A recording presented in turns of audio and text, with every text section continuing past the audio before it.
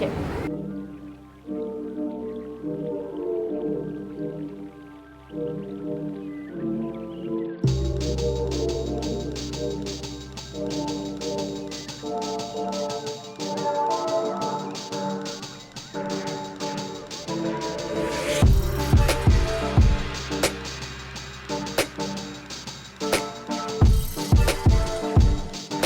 Good morning, everyone. We're on the south coast of England, in Devon today. It's about sort of 250-mile drive to get here yesterday, and yeah, it cost me £50 worth of fuel, because guess what? I was hoping to have my car for this weekend, but it has not happened. So I normally try and keep my videos all very positive as far as is humanly possible, but I am not feeling particularly positive today. I'm quite disappointed. I think that's probably the best way to put it. Quite a long story, really. It's mainly a problem with availability of parts, and I think I've been pretty patient. Really, I do.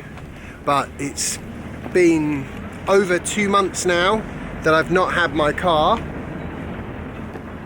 and it's looking like that is going to continue for at least another few weeks. The actual car is now fixed. We have all the bits, the bonnet is on there, but here's the problem. Tesla need to reset the airbags and the seatbelt tensioners, and they haven't done that yet. The body shop busted a gut last week trying to get everything back onto the car and get it all fixed and polish off the paint at the front where they've had to respray or spray the bonnet and things. They managed to do all of that by about 10 to 12 on Friday.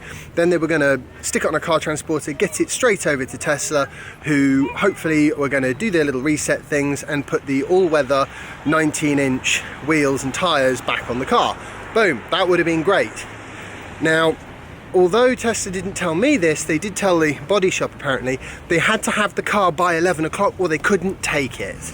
So by 10 to 12, that was too late, which means that their next available slot to do that isn't until the 21st of February, which is almost a full 3 months since I hit this deer. Definitely my patience has run out now. I've got an email from the body shop detailing all the requests for parts and whether they turned up or not, and I'm just fed up.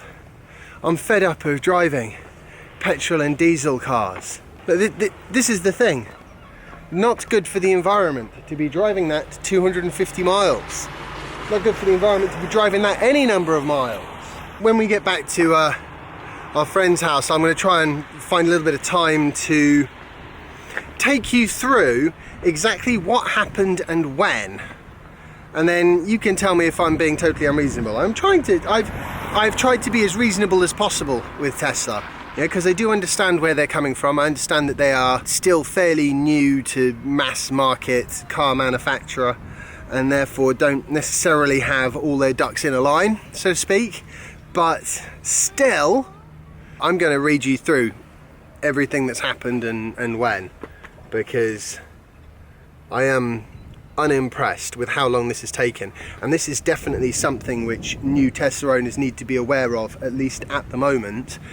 It could take a very long time to get your car sorted, and it might not be a big thing particularly that is this missing that holds up the show, but hold it up. Okay, so the original order was placed with Tesla for the parts on the 5th of December. On the 12th of December, 1 week later, the main bulk of the parts arrived. Boom, that's good. Now, here we go. The bonnet was then on the 12th of December. They confirmed that they were still waiting for a new inbound bonnet from the USA. Fine, okay then. The body shop then chased on the 4th of January, because obviously that had not come through. It said now it was going to be another 2 weeks, but they found one that the body shop had on the south coast of the UK, and unfortunately on the day that they were going to send it over, they had a badly damaged front end first gen Tesla at the other body shop, and they decided they were going to keep the bonnet because they would need it, which was definitely a smart move on their part, but it meant that my car still didn't have a bonnet. So then on the 23rd of January, they sent another sort of chasing email saying, well, hang on a minute, where is this bonnet? It was supposed to have come up, the original one that would have taken 2 weeks from the 4th of January. Apparently it's going to be another 2 weeks at the 23rd of January. Look, this is part of the email. We've ordered a bonnet and it's taking a considerable amount of time to arrive. 2 weeks ago I was advised it would take 2 weeks. Today I was advised the same. Would you be able to provide any information as to when we can expect this? Also, is there any particular reason for the delay that we can advise our customer of? The email response was, we understand the frustration concerning the delays.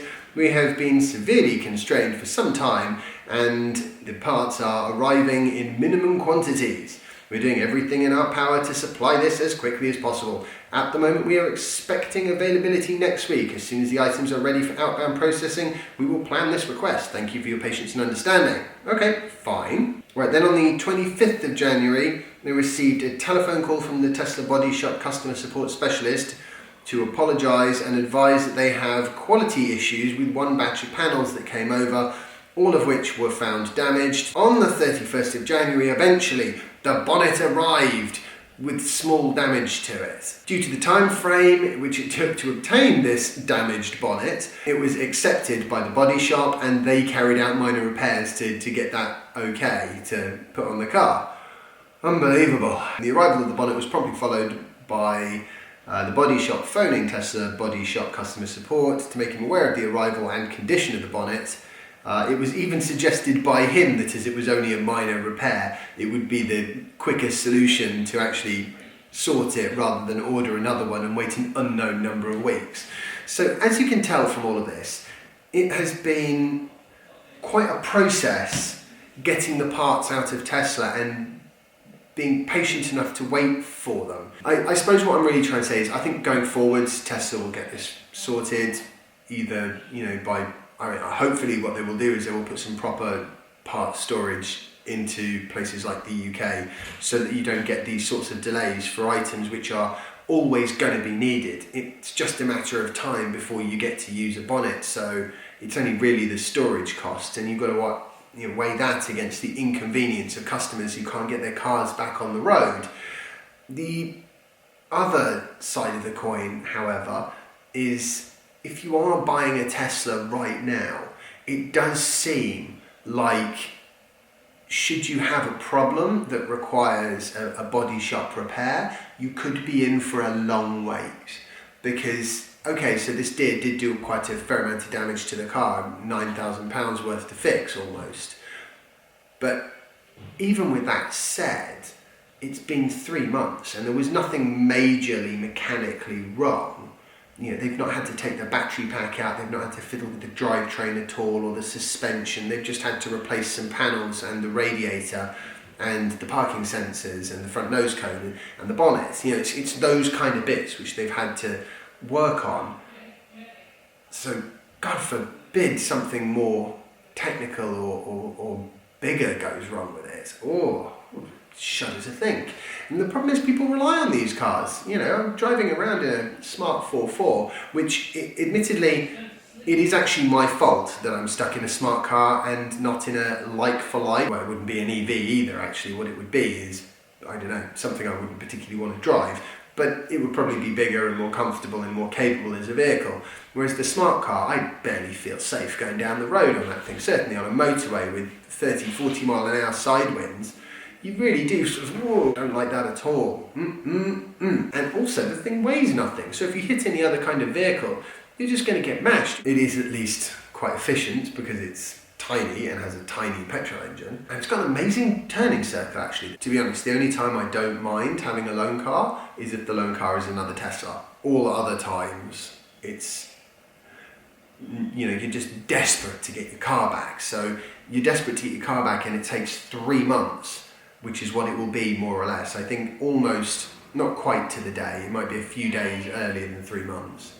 I think they're calling me for lunch anyway now, so yeah, I'll be there in a sec, so I'm gonna wrap this up, but I've got to say, I have been quite disappointed with how long it has taken to get this solved. I mean, it shouldn't have taken this long, quite honestly. I mean, really? What the hell? Oh, this is the other funny thing. When the bonnet turned up, apart from the minor damage, the holes for the hood latch weren't actually in the right place either. So they had to do a little bit of modification in order to get that to fit on. And on top of that, the plastic nose cone that goes on the front didn't have any holes for the parking sensors. So they had to make the holes in about the right place and fit the parking sensors that way. And all of these things are the reason why it took the time it did to get the car ready, which is why it couldn't get to Tesla by 11 o'clock, although very close in my opinion. I mean, I personally think they should have turned around to the workshop people and said, you know, how do you guys feel about doing an hour's overtime?